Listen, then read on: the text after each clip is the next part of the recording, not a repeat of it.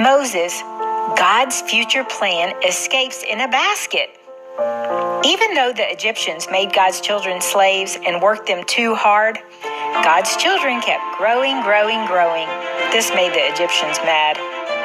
The Pharaoh was so mad, he gave this order to all his people. Every Israelite boy that is born, you must throw into the river. That is very sad, isn't it? One day, a mommy gave birth to a little baby, a boy. When she saw him, she decided she would try to hide him from the people who would throw him in the river. She was not afraid of the Pharaoh, and she trusted God. So she hid the baby boy for 3 months. But as he got older, he started moving around more and would sometimes cry loudly. The mommy realized she wouldn't be able to keep her baby boy hidden much longer. Someone would hear him or see him. So she came up with a plan.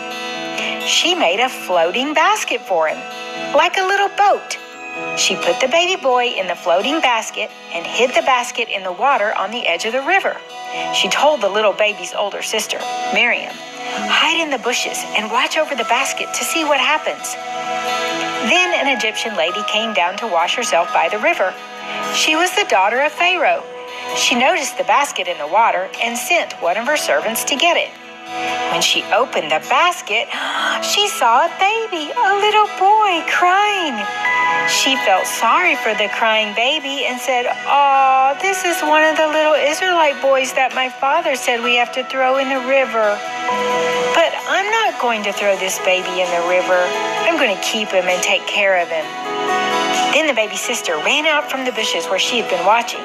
She went right up to Pharaoh's daughter and said, "Do you want me to go get a mommy who can feed and take care of this baby for you? Then, when he is old enough, you can have him back." Pharaoh's daughter liked that idea. Yes. So the sister ran as fast as she could and got the baby boy's mommy.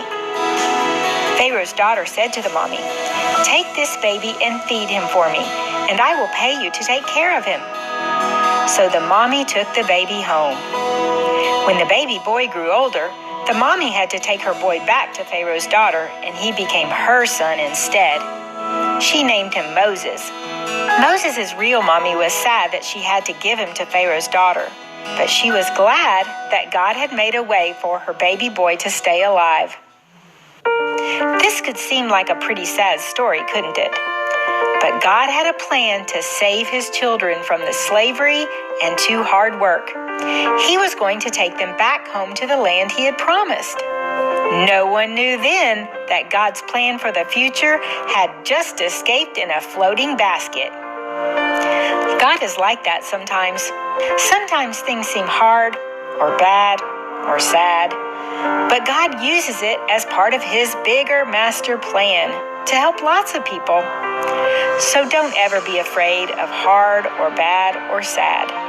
God will work it out for the good if we love him. He's got the whole world in his hands.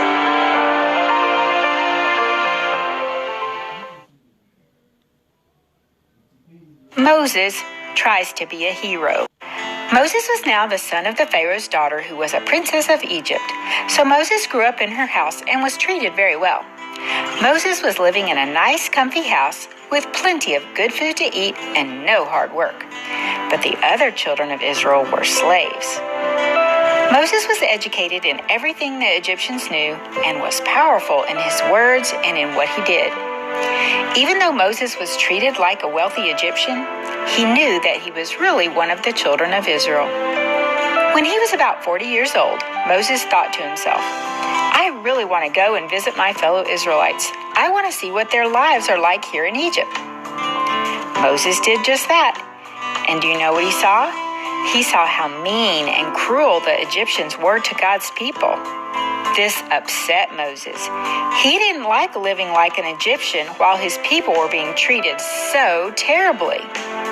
He didn't want to be called the son of the princess anymore. He wanted to be one of God's children. He could see with heaven eyes that being a child of God was better than having a comfy house, yummy food, and an easy life. He'd rather be treated terribly with the Israelites than live a temporary pleasure life as an Egyptian.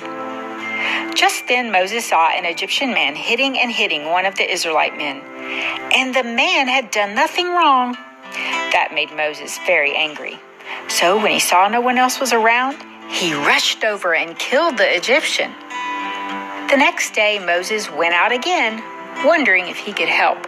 Maybe I could help God's children get out of this trouble. I have a good position in Pharaoh's house. I've learned a lot, and I'm a pretty powerful guy since I've been the son of the princess. Then he saw two of God's children fighting with each other. He rushed over to stop them. Brothers, why are you treating each other this way? This is very bad. The brother who was wrong pushed Moses away and said, "Who do you think you are? Who made you a ruler and boss over us? Are you going to kill me like you killed the Egyptian yesterday?" Whoa, that sounds defensive, doesn't it? These men are supposed to all be on the same side, part of the same family. Even if Moses did mistakenly rush in, for this brother to smart-mouth back, "You aren't my boss," or "Who do you think you are to try to help me?" This is never a right response.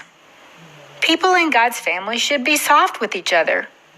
But it's easy to feel defensive, especially when you are the one who is wrong. Please remember that the next time someone is trying to help you. Of course, I'm sure you would never push anyone or smart-mouth back like that. But pushing doesn't always happen with hands. Sometimes we push people away just by having a stony, cold, unsoft heart. When there's a problem and someone is trying to help you, be soft, because it is very hard to help defensive, pushing people. By now, Moses knew he had a problem.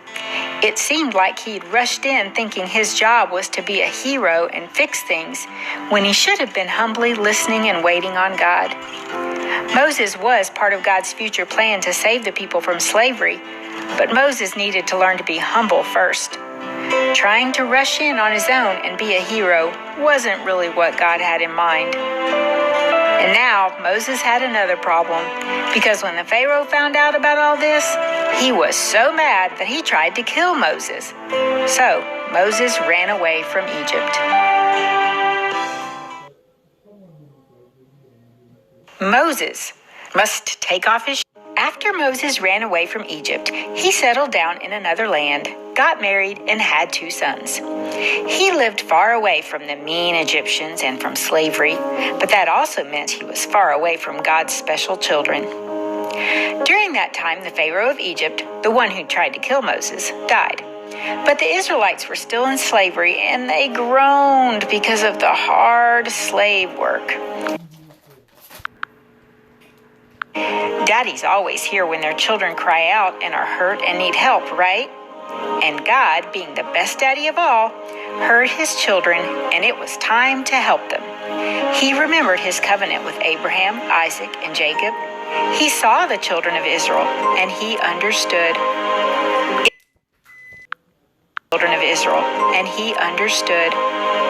It was time for God to get Moses' attention.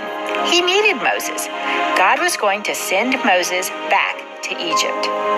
So one night, Moses was taking care of the sheep in the rocky desert mountains when he looked up and saw a strange sight. There was a big bush ahead of him that was ablaze with fire, crackling, sparkling, hot flames of fire. But wait, it wasn't actually burning up the bush. That's amazing, Moses thought. Why does that bush not burn up? I've got to get a closer look. So he turned off the path and went toward the bush. Just then, God called to Moses from the bush. "Moses, Moses." Here I am," answered Moses, with a little shaking in his knees. "Do not come any closer," God commanded, "and take off your shoes, because you are standing on holy ground." So Moses obeyed and took off his shoes. Why would God want Moses to take off his shoes?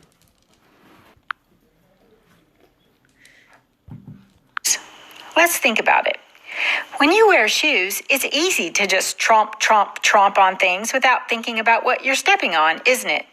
You don't have to pay attention and you don't have to care because your feet are protected by your shoes. You could be stepping on a delicate flower or a pokey thorn, and you wouldn't be able to feel the difference. You wouldn't even notice. But when you aren't wearing shoes, you watch and you care about where you're stepping. It wasn't enough for Moses to just be curious about God's fire and go exploring wherever he felt like going. People who are only curious about something will probably just tromp on it. God was showing Moses that this place was a holy place, a special place where God himself was, so Moses shouldn't tromp on it. Moses needed to be humble and respectful and to trust God completely, without any defenses or any safety gear. To come closer to God's fire, to God, he had to be vulnerable and unguarded, with nothing to protect himself. So Moses took off his shoes. Remember that as you approach God yourself. First, you have to care and pay attention.